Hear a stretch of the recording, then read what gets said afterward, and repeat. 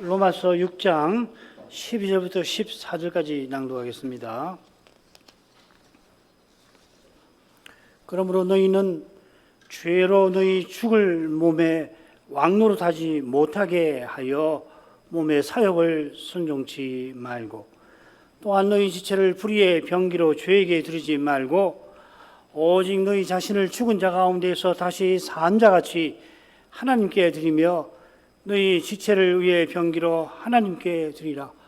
죄가 너희를 주관치 못하리니 이는 너희가 법 아래 있지 아니하고 은혜 아래 있음이니라.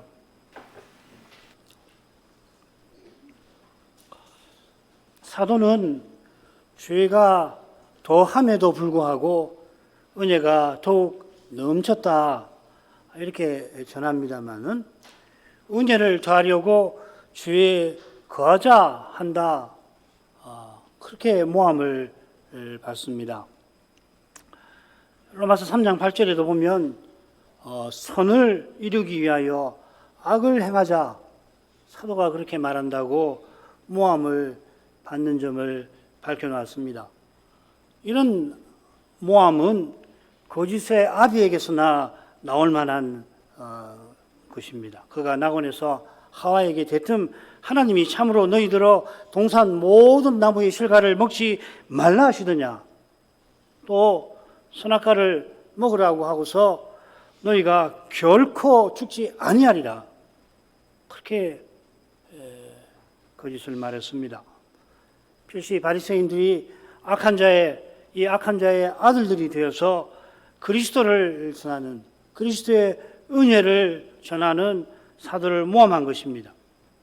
사도가 모함받는 게 억울해서 변명하는 게 아니라 모함하는 그 표현을 들어서 은혜가 더욱 넘친 사실을 교훈합니다.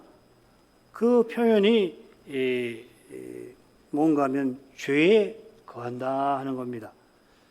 이 표현은 바울 서신은 물론이고 신약 성경 어디에도 나오지 않는데 비슷한 표현이 딱 하나 나와요. 제가 찾기로는 주님 말씀인데, 어두움에 거한다 하신 주님의 말씀입니다. 모함한 자들이 쓴 표현에서 사도는 주님께서 또 쓰신 죄의 종을 떠올린 것 같습니다. 이런 말씀이 다 바리새인들에게 하신 말씀 아니에요? 죄에 거한다 하는 표현이 죄의 지배 혹은 왕국에 살면서 죄를 섬기는 모습을 사도의 마음에 떠오르게 한 것 같아요. 죄의 집에 살면서 죄를 섬기는 사람이 어떻게 해서 은혜를 얻게 되었습니까? 어떻게 은혜를 얻을 수가 있겠습니까? 죄에 거한다는 것이 은혜를 더하는 것이라, 이건 거짓 중에 거짓이지요. 오히려 신자는 죄에 대하여 죽은 자입니다. 죄가 죽은 게 아니라 우리가 죄에게 죽은 것이에요. 이걸 잊어서는 안 됩니다. 아무리 엄한 주인이라도, 더욱이 종을 아주 기가 막히게 부리는 그런 주인이라도 죽은 종은 어쩔 수가 없는 거 아니에요? 요컨대 우리가 이제 죄의 종살이에서 벗어난 것입니다. 아울러 우리는 새 생명 가운데, 생명의 새로운 것 가운데 행합니다. 지난 시간에 이어서 넷째 부분 9절 10절로 가겠습니다.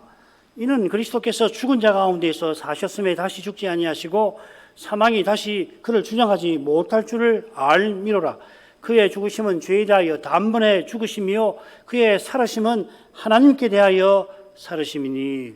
9절 처음에 이라고 하는 거, 이건 우리가 그리스도와 연합되어서 지금 죄에게 종노릇하지 않고 장차 그리스도와 함께 살게 될 것을, 5절 8절에 그 내용이 나오고 중간에도 그 죄에 대하여 죄의 종노릇 안 하는 거 언급이 되어 있죠. 이걸 가리킵니다. 우리가 이처럼 살게 되는 근거가 그리스도의 죽으심과 부활에 있는 것입니다. 자, 이게 한글 개역 번역에 담긴 뜻이 될 것입니다. 이는 알미로라. 이렇게 번역해도 좋고요. 이는 대신에 그리고 우리는 죄가 사망이 다시 그를 주장하지 못할 줄을 우리가 아노라 이렇게 새겨도 좋습니다. 뭐 어떻게 새기든지 우리의 안, 이것이 우리의 안, 즉 사도의 전성이라 하는 겁니다. 9절 끝에 나오는 알미노라 그렇게 되어 있는데 거기 우리가라고 하는 말을 써놔야 됩니다. 실은 누가 아느냐 하면 내가 아는 게 아니고 뭐 사도가 아는 건데 사도가 우리가 안다. 사도의 전성을 표시를 한 겁니다. 사도는 그리스도의 십자가와 부활을 들어서 그리스도께서 다시 죽지 아니하시고 사망이 다시 그를 주장하지 못할 것이라 언급합니다. 우리는 뭐 이거 사실 당연하게 생각하지 않습니까? 그러나 주님께서 그저 나사로처럼 살아나신 게 아니라 이 말이죠. 나사로처럼 난성 과부의 아들이나 또 야이로의 딸은 다시 살았지만 얼마간 살다가 다시 무덤에 묻혔습니다. 십자가에서 죽어 무덤에 묻히신 주님께서는 다시 살아나신 후에 하늘로 오르셨습니다. 히브리서는 아버지 우편에 계신 주님께서 항상 살아서 간구하신다 하였습니다. 달리 표현하면 성부께서 십자가 지시기까지 순종하신 그리스도를 의롭다, 모든 순종을 다 내게 바쳤다 말씀하시고 약속하신 순종한 자에게 약속하신 영원한 생명을 예수에게 주신 것입니다. 주님께서 썩지 않고 영화롭고 강하고 썩지 않고 영화롭고 강한 부활의 몸, 성신적인 몸을 입으신 것입니다. 썩지 아니하는 몸을 입으셨으니 다시 죽지 아니하십니다. 강한 몸을 입으셨으니 생명의 성신께서 그리스도를 전적으로 주장하고 계십니다. 하나가 되신 것이죠.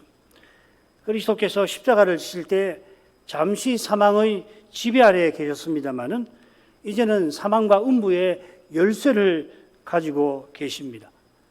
주님께서 그 열쇠로서 음부의 문을 열면 닫을 자가 없고 그리고 닫으면 열 자가 없습니다. 주님께서 이제 사망을 주장하고 계십니다. 심지어 음부와 사망을 장차 둘째 사망, 불못에다가 던져버리실 것입니다. 10절에서 사도는 방금 밝힌 진리의 이유를 대고 있습니다. 주님께서 죄에 대하여 단번에 죽으신 까닭에 다시 죽지 아니하신다 하는 겁니다. 자, 그런데 죄가 없으신 주님께서 죄에 대하여 죽으신 일은 죄의 종이었던 우리가 죄에게서 벗어난 것과 똑같을 수가 없겠지요. 우리가 죄의 종살이에서 벗어나게 하려고 예수께서 십자가에 달리셔서 죄값을 치러주신 것입니다. 자, 이런 뜻이 예수께서 죄에 대하여 죽으셨다는 표현이 담겨 있는 겁니다. 우리가 죄에 대하여 죽어서 이전처럼 죄에게 지독한 영향을 받지 않게 하려고 주님께서 십자가의 죽으심으로 죄에 대하여서 죄에게 강력한 영향을 미치신 것입니다. 결정적인 타격을 주신 것이다 할 겁니다. 이는 주님께서 우리를 위하여 의롭다 하심을 받으셔서 우리가 주님 안에서 의롭다 하심을 받는 것과도 비슷할 겁니다. 표현은 똑같이 의롭다 하심 받는다, 받았다 이렇게 쓰지만 주님은 모든 공로를 드린 공로로 이 의롭다 하심을 받은 것인 반면에 우리는 온갖 불순종에도 오직 주님 덕분에 받습니다. 주님께 너무 송구스럽습니다마는 주님께서 우리처럼 죄에게 잠시라도 종로로 타신 적이 없어요.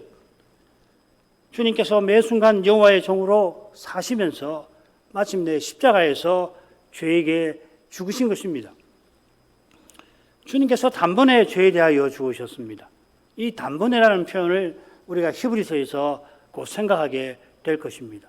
단번에라는 말은 십자가에서 들이신 주님의 제사가 온전한 것이고 동시에 영원한 효력을 지닌 사실과 붙어 있습니다.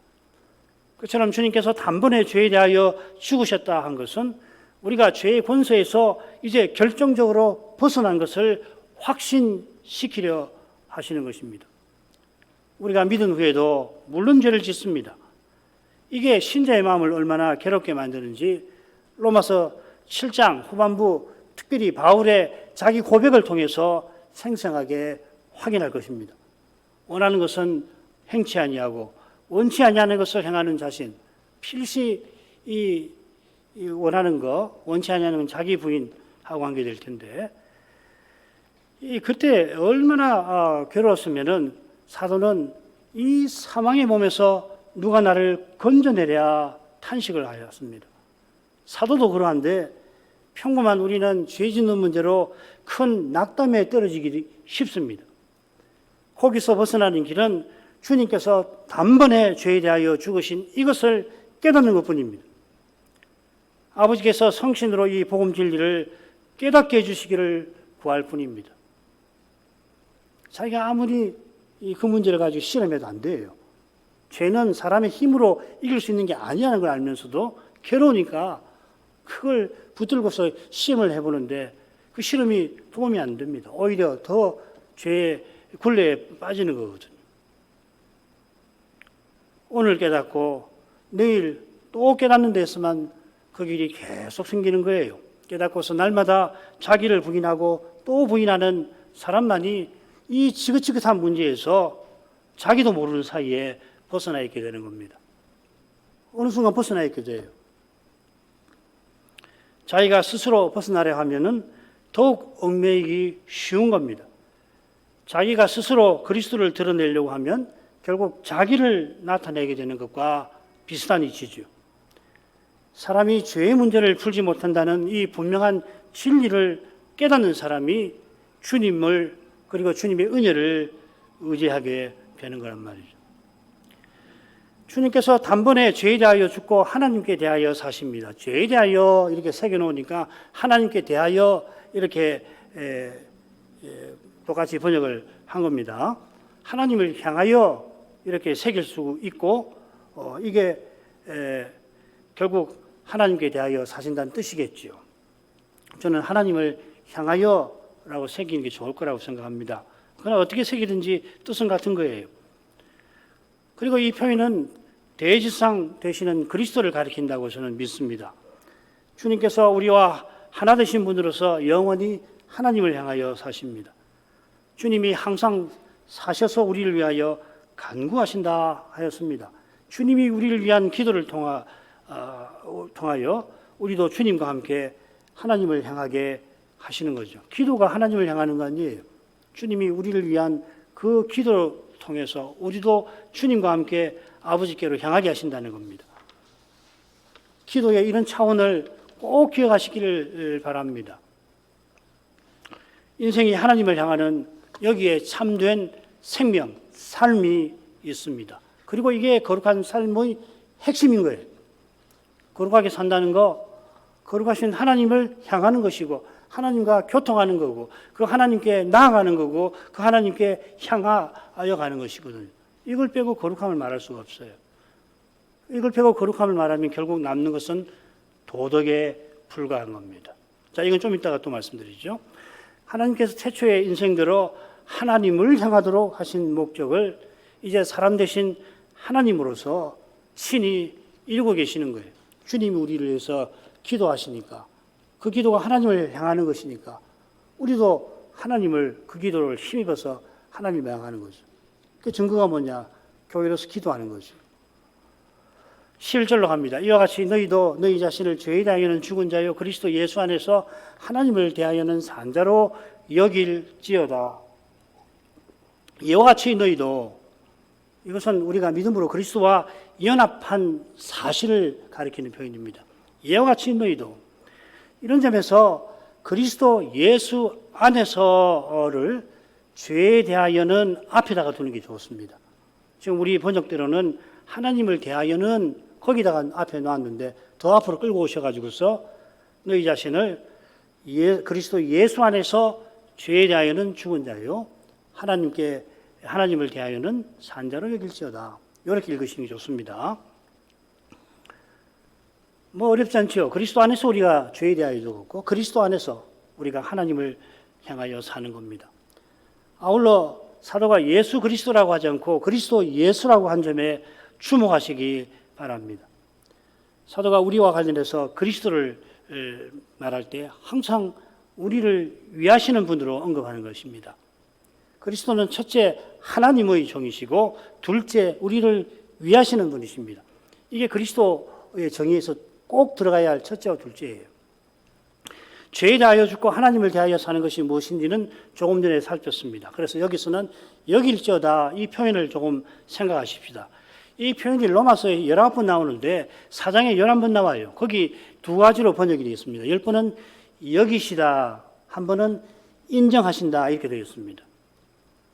하나님께서 믿음을 의로 여기신다 10번을 썼고요.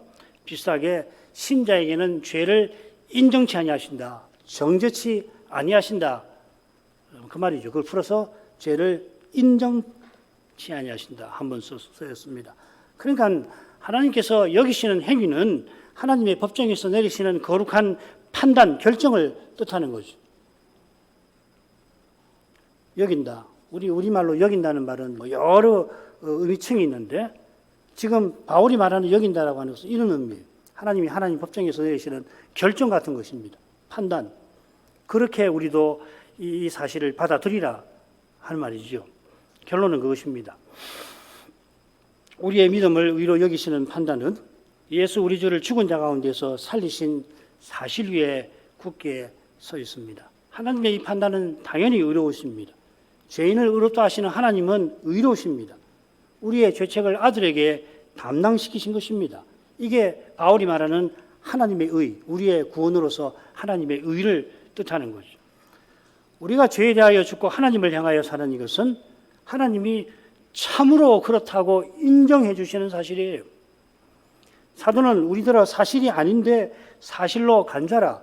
이 여긴다는 말은 사실 그렇지 않지만 그런 줄로 간주하라. 그게 절대로 아니고 하나님이 인정하신 사실로 인정하라 하는 겁니다. 하나님이 그렇게 하셨으니 혹 마음에 정말 내가 그런가? 내가 죄 짓는데 정말 죄에 대해 죽은 걸까? 그런 의심이 들더라도 아니, 하나님이 분명하다고 그렇게 인정해 주신 사실이니 너도 그렇게 인정하라 하는 것입니다. 마치 그리스도께서 십자가 지시고 부활하신 일이 역사적 사실일 뿐만 아니라 하나님이 인정하시는 사실인 것과 비슷해요. 절대로 틀림없는 거예요. 누가 말해도 틀림없는 것이고 내 마음이 의심이 든다 할지라도 하나님이 그렇게 인정해 주셨으니 그런 거구나 깨달아야죠. 아무리 생각해도 되나요? 깨달아야죠. 때때로 신자가 죄를 계속 짓게 되면 내가 그리스도와 함께 죄에 대하여 죽었다. 이게 정말 사실일까? 적어도 내게는 거짓이 아니지 않을까? 그런 마음이 들 수 있죠. 특별히 사람마다 특별히 약한 죄가 있어요. 모든 경우 그런지 잘 모르겠는데 대체로 그렇지요. 그게 참 고질적인 죄가 있단 말이죠. 때때로 이 죄에서 내가 절대 못 벗어나는 거 아닌가? 뭐 그럴 수도 있습니다. 평생 못 벗어날 수 있어요. 그럴 때 극심한 고통과 슬픔을 맛보게 됩니다. 어떤 사람은 한 걸음 더 나가서 이런 사실 때문에 내가 애정받지 못한 거 아닌가? 내가 영원히 버림받은 사람 아닌가? 그 두려움에 극도로 시달리는 경우도 있어요.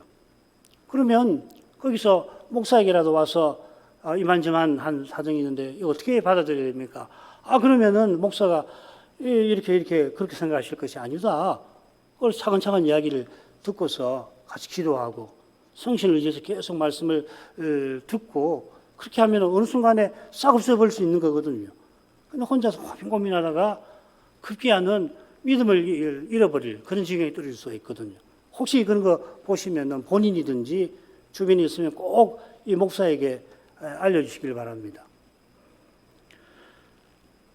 그러나 인생이 이렇게 연약하니까 하나님이 자기 아들을 버리신 거 아니에요. 아끼지 아니하신 거 아니에요.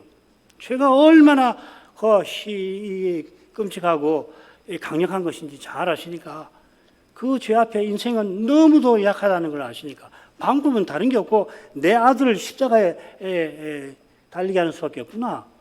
그러시는 거란 말이죠. 구원이 조금이라도 나에게 달린다면은 구원 못 받습니다. 정말 그래요. 나의 행위가 구원의 근거가 아니듯이 나의 경험에 구원이 조금이라도 달린 게 아니에요. 나의 믿음은 구원의 수단일 뿐이지 그 근거가 아니듯이 나의 약한 믿음에서 믿음이 있는지 없는지 모르는 그런 어려운 처지에서 그런 괴로움에서 오직 주님의 은혜를 볼 수 있어야 하고 그래 마침내 은혜의 주님을 더욱 의지하게 되어야 하는 겁니다. 이 참 스스로 할 수는 없어요. 말씀을 깨닫는 수밖에 없어요. 자기대로 슬퍼하며 기도하며 주님을 부르는 이 일이 어찌 작은 일이겠습니까? 안 믿는 사람이, 전혀 안 믿는 사람이 내가 이렇게 죄를 지어 하나님 앞에 송구하니 내가 이거 예정받지 않은 사람 아닌가? 안 믿는 사람이 그런 생각하겠습니까? 글쎄요, 그런 경우는 못 봤어요. 작은 일이 아니거든요. 주님을 믿고 의지하는 그 길은 사도가 전한 말씀을 겸손히 듣는 데서 열리는 겁니다. 다른 길 없습니다. 다른 길 없어요. 성신께서 들은 말씀을 깨닫게 하실 때에 주님께서 내 안에 사시는 실증을 주님이 드러내시는 거란 말이죠. 내가 하는 게 아니거든요.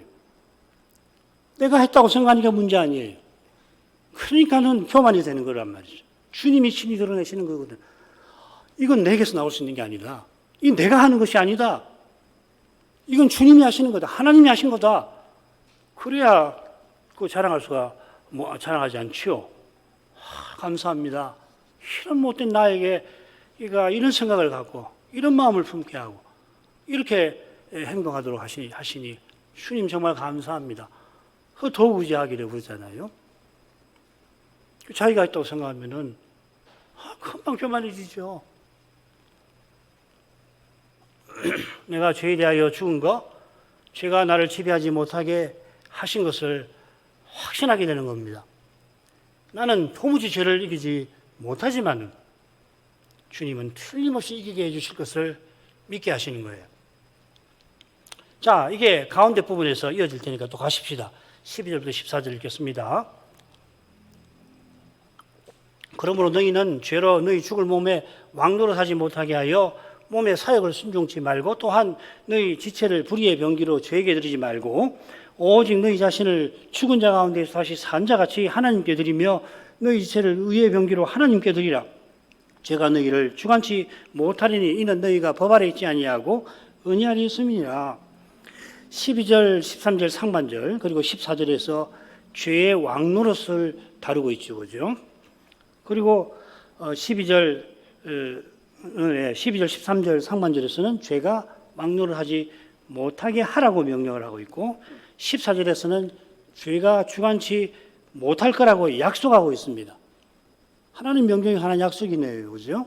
그리고 가운데 13절 하반절에서는 그리스도처럼 우리 자신을 하나님께 드리라고 권합니다. 그러니까 12, 13절은 명령이고요. 금령과 명령이고 14절에서는 약속과 약속의 근거가 나오고 있습니다. 12, 13절에 나오는 명령을 우리가 제대로 받들려면 12절 처음에 나오는 그러므로에 주목해야 합니다. 이 그러므로라고 하는 것은 방금 살핀 내용입니다. 그건 그리스도께서 우리를 위하여 십자가 지시고 부활하셨다는 그 분명한 사실입니다. 하나님의 일이지요. 이 사실은 역사적 사건이 아니라만 아니라 하나님께서 인정하시는 사실입니다. 하나님이 그리스도의 십자가와 부활을 구원의 근거로 인정하셨으니 그리스도를 믿는 사람은 틀림없이 구원하십니다. 그처럼 그리스도께서 십자가에서 죄에 대하여 죽으셨으니 예수 믿는 이도 죄에 대하여 죽었습니다. 이게 하나님께서 하신 일이에요. 우리가 스스로 죄에 대하여 죽은 것 아니죠. 예수 믿고 혹시 죄에 대해 죽어보신 적 있습니까? 그거 없죠. 그건 하나님이 하시는 거라고요. 하나님이 죄에 대하여 죽게 만드신 거잖아요.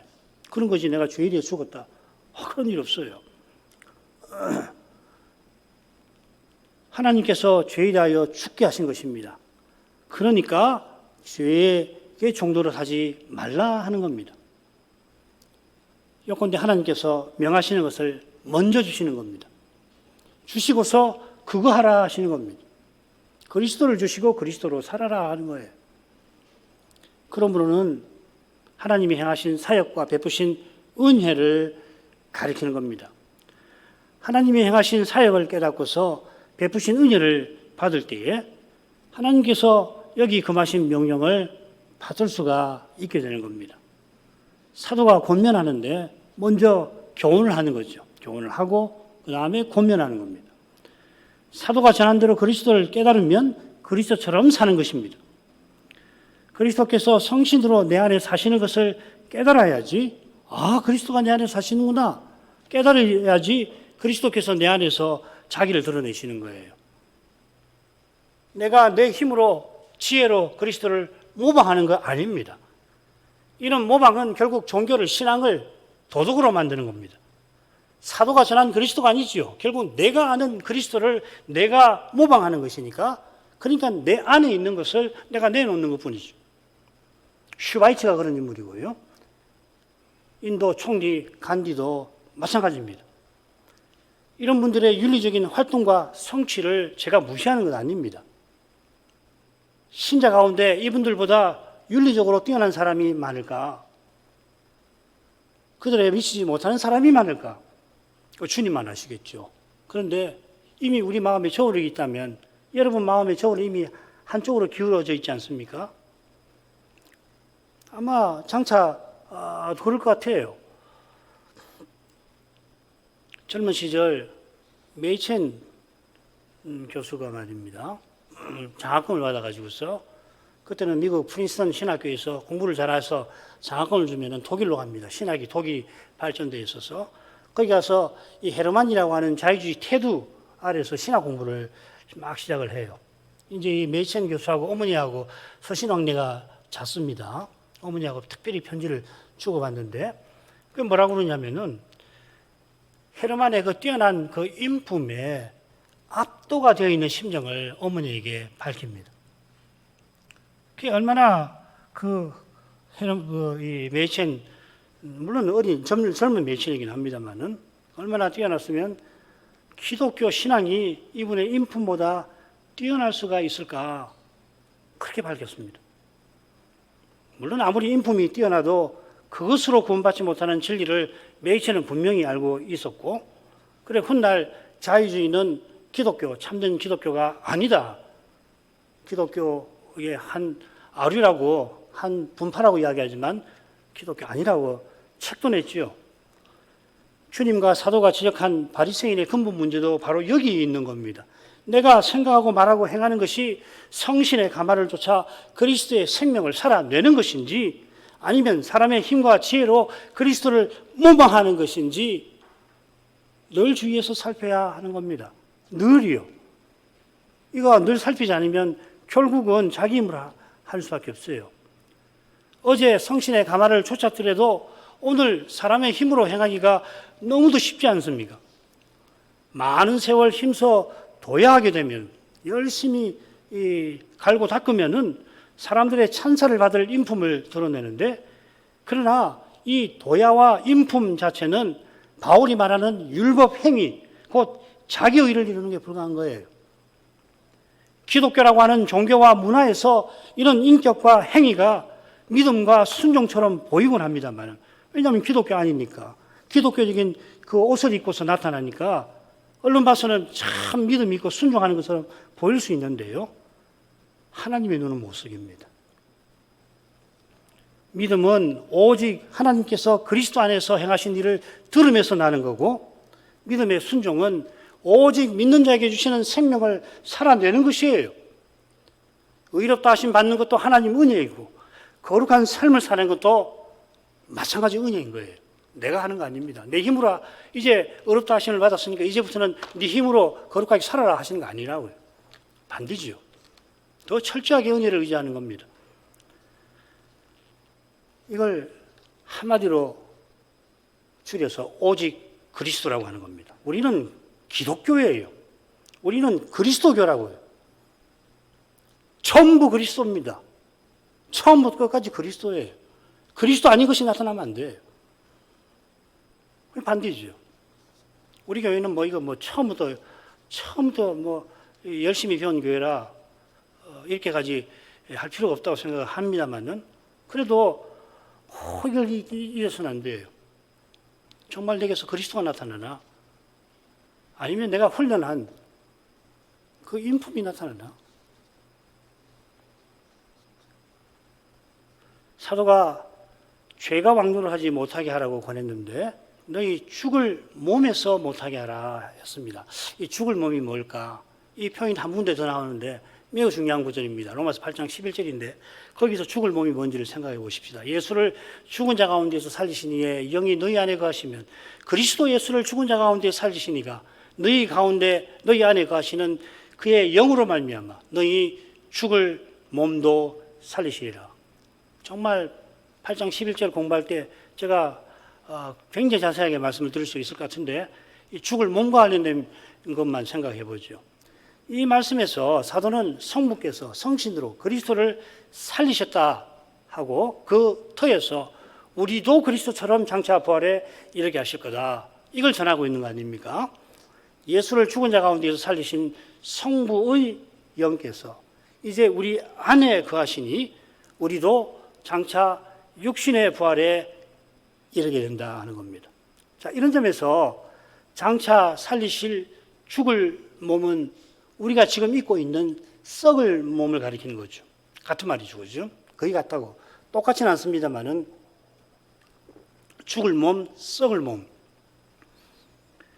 우리가 지금 육의 몸을 입고 있고 이 몸은 세 가지 성격을 띠는데 첫째 썩는 거고 둘째는 부끄러운 거고요. 셋째는 약한 겁니다. 장차 입을 몸은 썩지 않고 영광스럽고 강한 몸인데 이 몸을 일러서 신령한 몸, 성신적인 몸이라 합니다.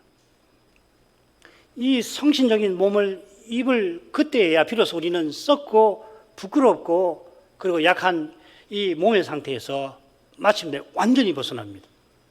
그때 완전히 벗어나고 지금은 성신의 가르치심과 인도하심을 받을 때에 이 썩고 부끄럽고 약한 몸의 이 심각한 문제를 제대로 풀어가는 거예요. 벗지는 못하고 풀어가는 겁니다.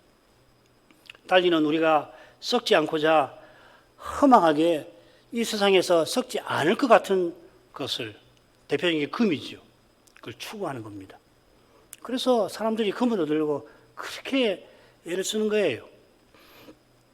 금은 그러나 영원한 것이 아니니 마침내 썩어버립니다. 썩지 않는 것이 하나 있는데 베드로 사도는 시련의 도가니를 통과한 믿음, 그걸 우리 한글말로는 믿음의 실현이라고 했던가요? 제가 기억이 잘 안 나는데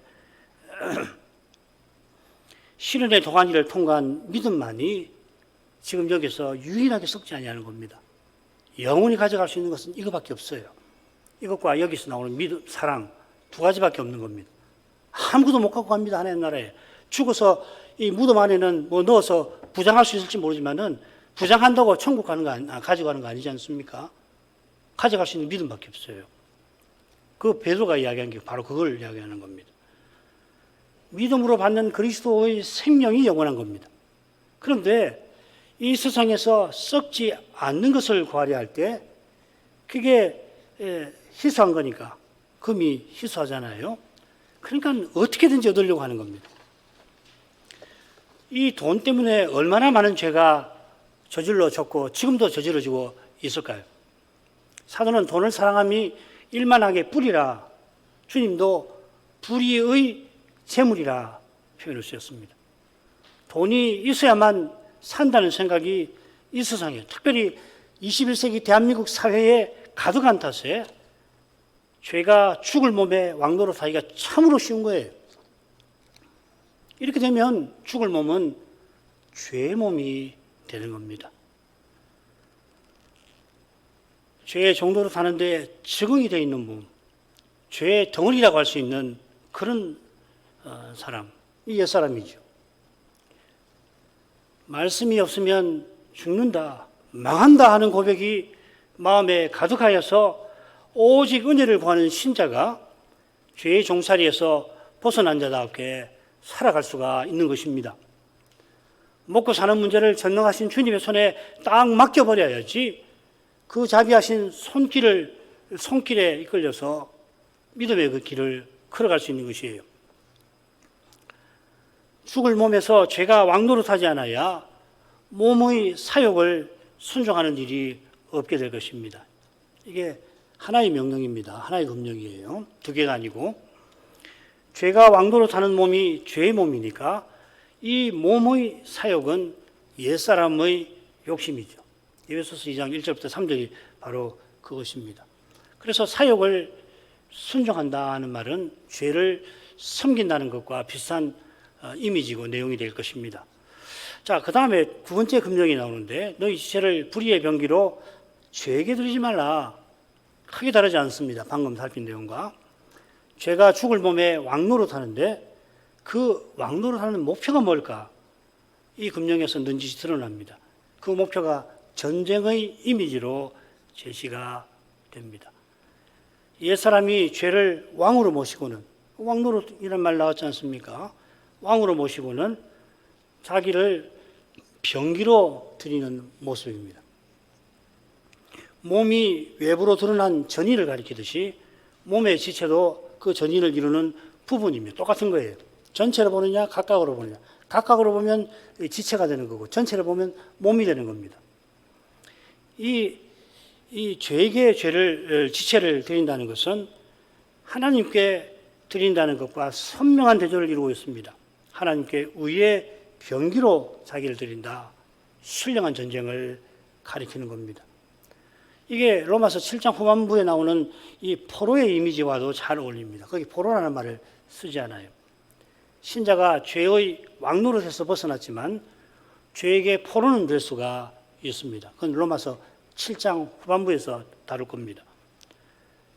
하나님께서 재림 때까지 신령한 전쟁을 치르십니다. 전쟁의 상대가 누구냐면 죄라는 거죠. 이 죄 아래서 전쟁에 가담하는 원수들이 셋이 있는데 그 원수가 첫째가 마귀고 둘째가 세상이고 셋째가 육신입니다. 우리가 죄에 대하여 죽었지 죄가 우리에 대하여 죽은 건 아닙니다. 우리가 그리스도의 십자가로 죄책을 면제받았습니다. 그처럼 부활하신 주님과 연합해서 주님과 같은 부활에 이를 때까지 우리가 이 거룩한 사명을 받들어야 합니다.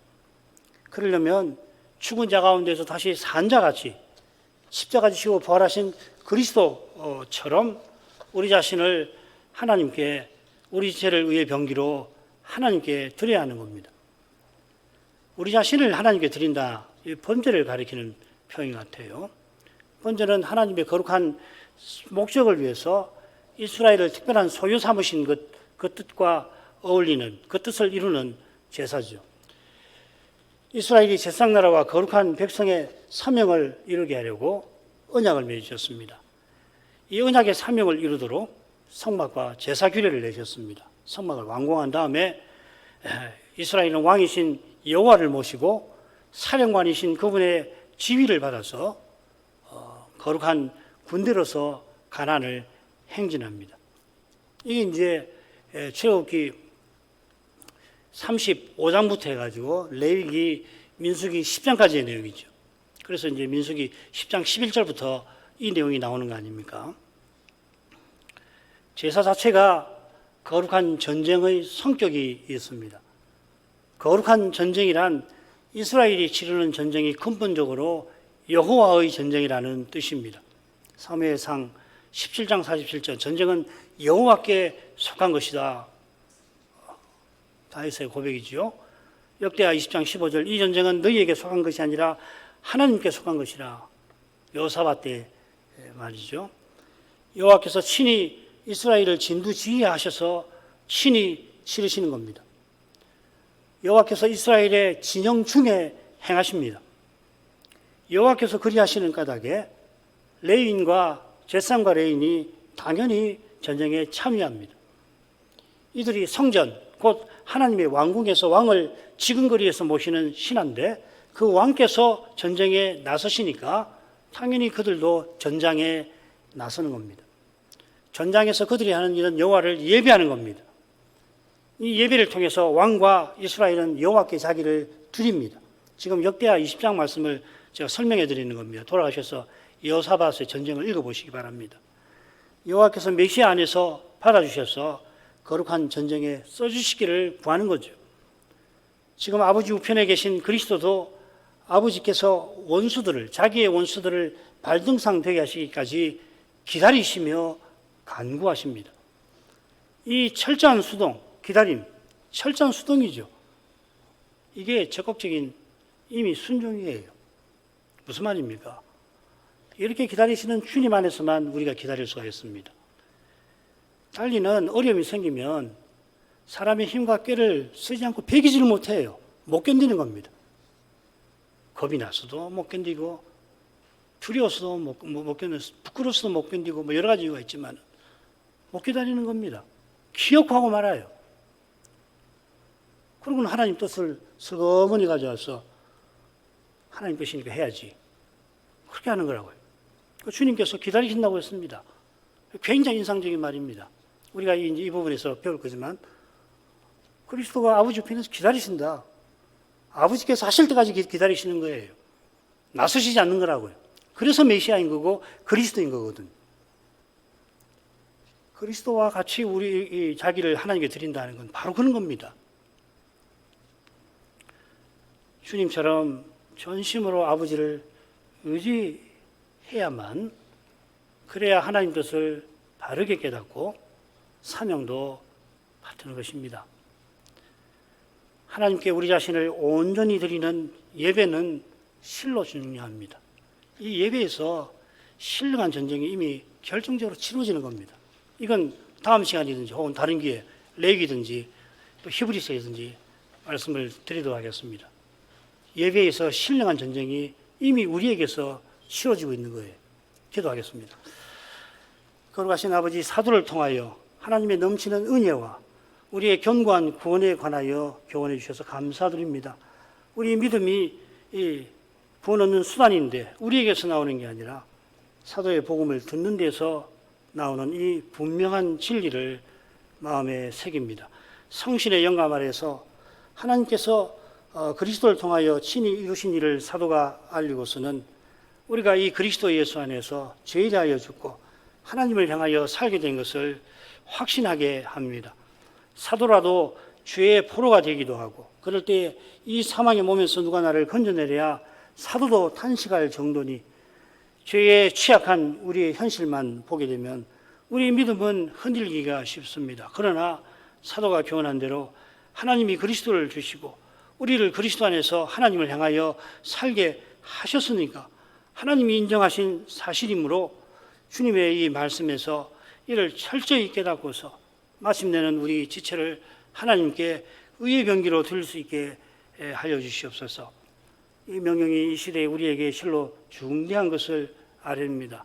우리 모두가 할 수만 있다면 우리 모두가 이러한 명령을 다 함께 받들고 나아갈 수 있도록 때를 따라 도우시는 은혜를 간절히 구합니다. 예수님 이름으로 기도합니다. 아멘.